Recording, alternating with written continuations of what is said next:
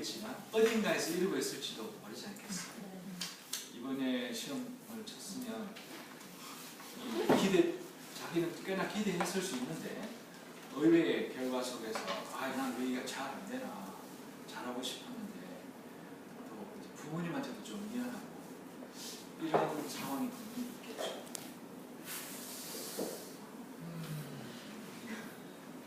이런 상황은 없겠죠, 이 학교에. 아주 열성적으로 학업에 집중하는 아이들일 거예요. 근데 또 모릅니다. 불안감을 심어드리려고 하는 게 아니라 이제 그 자기가 지금 어떤 문제에 부딪혔어요. 성적에서든 관계에서든 어떤 다른 또 우리가 모르는 어떤 면에서 잘 안 풀리고 그게 피를 꽂히 그게 한번 신경이 집중되기 시작하면 공부가 머리에 안 들어오고 자존감, 나는 어떻게 해야 될지 모르겠다. 속이 상해서 이렇게 한쪽으로 치우치기 시작하면 이때는 걷잡을 수 없는 때잖아요. 어쩌면 이 시기를 하여튼 안 만나는 게 좋겠지만 만날 수도 있습니다. 이럴 때 우리는 어떻게 그 옆에서 그 시기를 잘 건너갈 수 있게 될 수 있으면 좀 빨리. 저는 안 생겼으면 좋겠지만 어지간하면 다 겪는 일 중에 하나 이런 일이라고 봅니다. 이걸 우리가 그 외향적으로는 분명히 못마땅한 모습이지만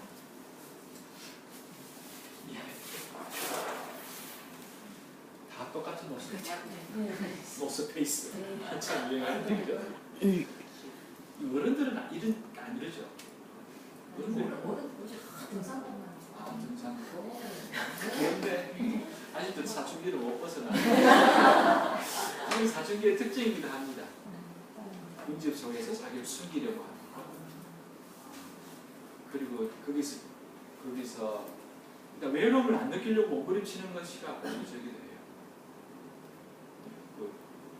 이런 어떤 의미에서는 자존감이 있으면 하지 않을 행동인데 자기 자신에 대한 자부심 이런 게 없으면 쉽사리 저렇게 달려들 수 있겠죠. 그리고 또 어쩌면 약간 일시적인 충동으로서 그냥 그룹 의식이랄까요? 부정적으로는 패거리 의식이라고 하지만 긍정적으로는 그러니까 유대감, 연대감 속에 자기를 든든한 토대를 만들고 싶어하는 자기가 속한 공동체에서 연결되어 있는 든든한 토대를 느끼고 싶어하는 심리 속에서 이런 현상이 나타나죠. 근데 이게 마냥 부정적으로 볼 일도 아니지만 그렇다고 이걸 계속 방치할 수 있는 성질의 것은 아니라고요. 자기 자존감이 뚜렷한 아이들이면 그래? 너희들 입어라. 나는 여기가 만족스럽다. 부모님 사주신 거 그래서 자랑스러워. 이렇게 입을 수 있어야 할 테고 또 다른 아이들도 그래 너는 그거 좋아 보인다. 이럴 수 있다면 얼마나 좋은 분위기겠어요. 근데 사춘기 때는 그게 잘 안 됩니다.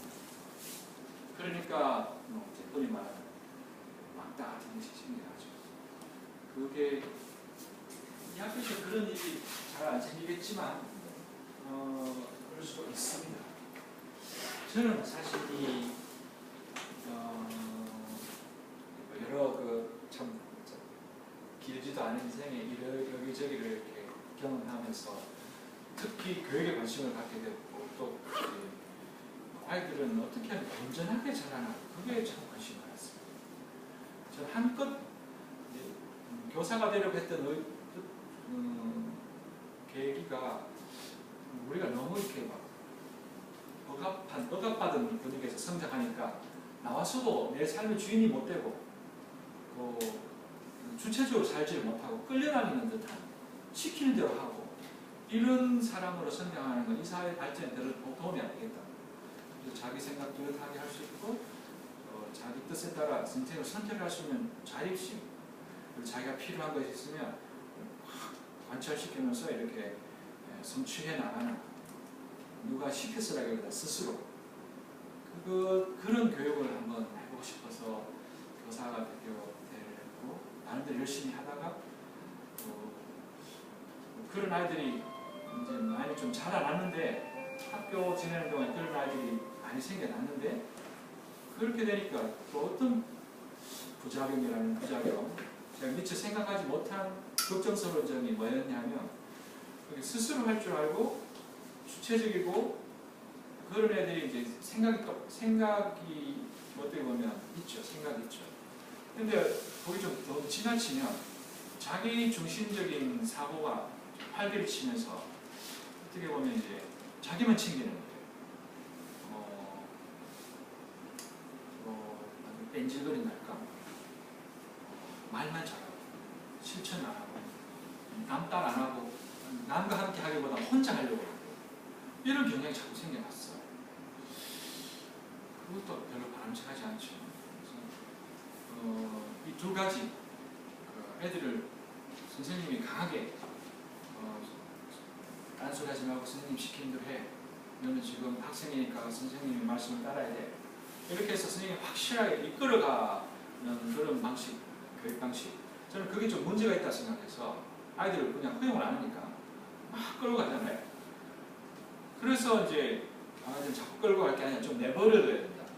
그래서 내버려두기 방식, 흔히 말하는 자유롭게 자존감을 높일 수 있는 자유로운 내버려두기 방식 교육을 열심히 또 해봤어요. 초등학교 다닐 때, 저는 교사하는 동안. 저는 그걸 내버려두기 방식이라고 하고, 이건 이끌어두기 방식이라고 하는데, 해보니까 둘 다 좀 다 문제가 있는 거예요.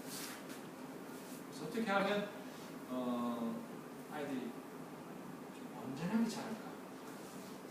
남과 함께 할 수 있으면서도 스스로 할 수 있는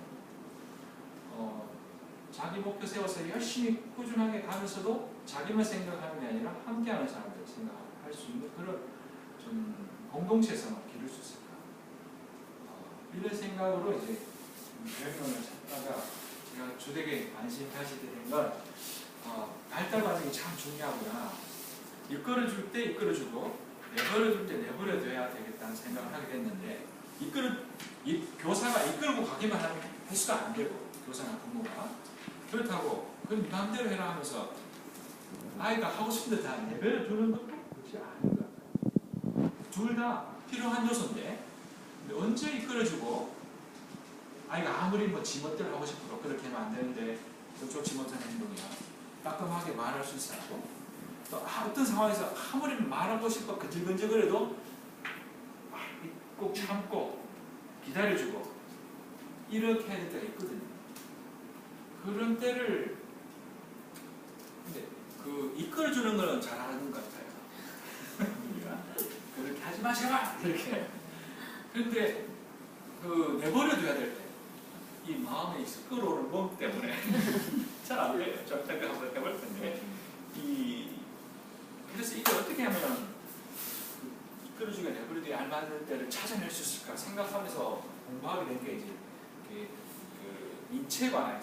인체의 발달 과정에 따라 환경이 좀 바뀌어야 된다는 생각을 하게 됐는데 교육 환경이 이거 꽤 긴 설명이어서 짧게 하기는 어렵고 시간을 다 쓸 수 없고 간단하게만 설명드리면 이 세 개의 인체 부위가 있습니다. 물론 다른 부위도 많습니다. 팔다리도 있고 림프계니 근육계니 골격계니 많이 있지만 이제 인체 내부 장기라고 할까요? 내부 기관들로 겹쳐져 있는 게 이 신경계와 소화계, 그렇죠? 순환계, 뇌가 신경하관이잖아요. 호흡계는 가슴에는 이제 심장하고 허파가 들어있잖아요. 이게 들어가지고 이제 산소를 마시고 피를 돌리고 이산화탄소 내뿜고 이렇게 하는 소화계가 있고 그리고 이제 신경계는 순환계, 소화계 음식을 섭취해가지고 내 걸로 만들어가는 소화계. 이 세 개가 사실은 아주 뚜렷한 차이를 보입니다.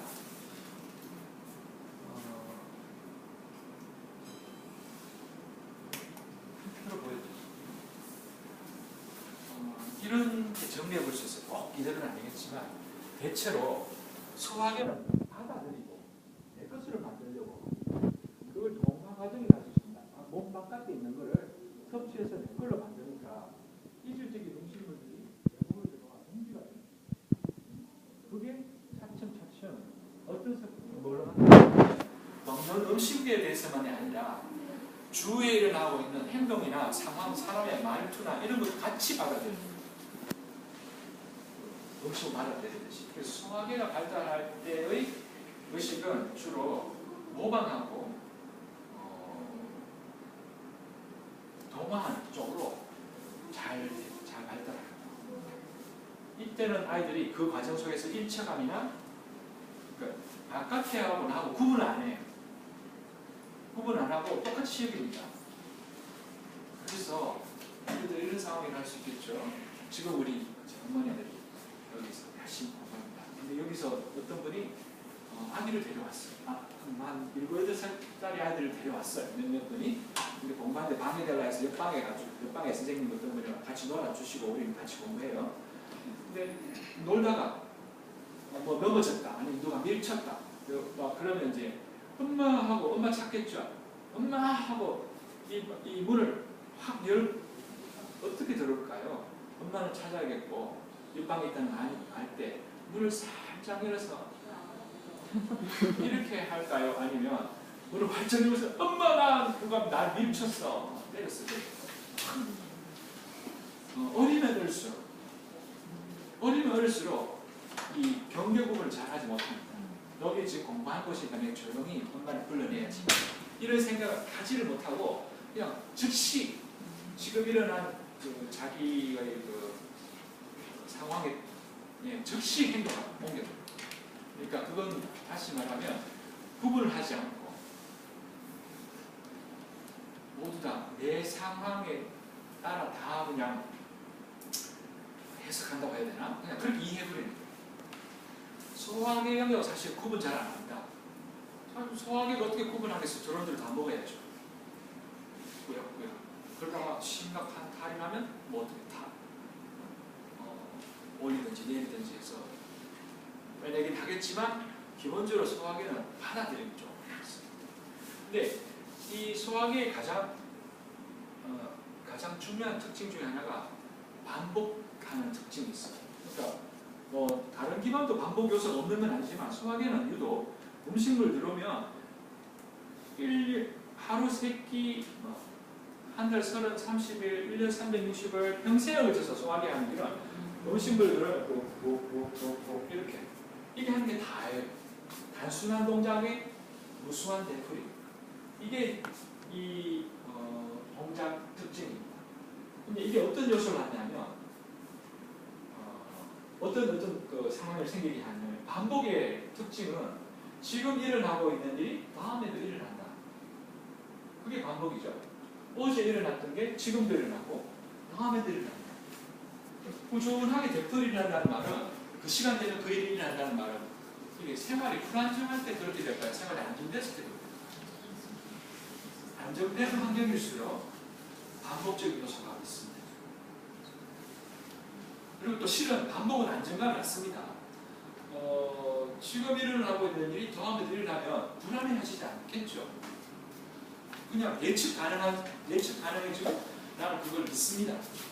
그런 여기에 그 말은 없는데 일종의 신뢰감을 형성합니다. 주위 사람들에 대해서. 그러면 이 아이들은 이런 시기의 아이들은 주위 사람들 잘 믿고 잘 따라하고 잘 받아들이고 내 걸로 잘 만들어갑니다. 이게 마치 나무로 비유하면 뿌리가 좋은 토양 속에서 이렇게 끊임없이 토양으로부터 공급되는 그 요소들을 충분하게 섭취하는 모델이라고 할 수 있습니다. 그러면 그러니까 어떤 토양이냐에 따라 나무는 영향을 곧장 받겠죠.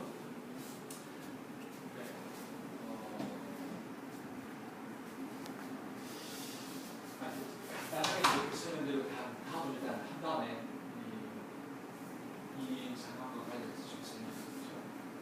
순환계는 호흡계인데 순환계 설명보다 이걸 먼저 신경계를 설명하는 게 이게 좀 더 이해가 잘 되실 거라 생각해서 여기를 먼저 말씀드리죠.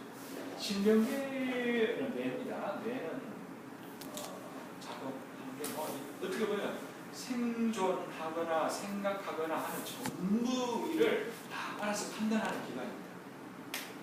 근데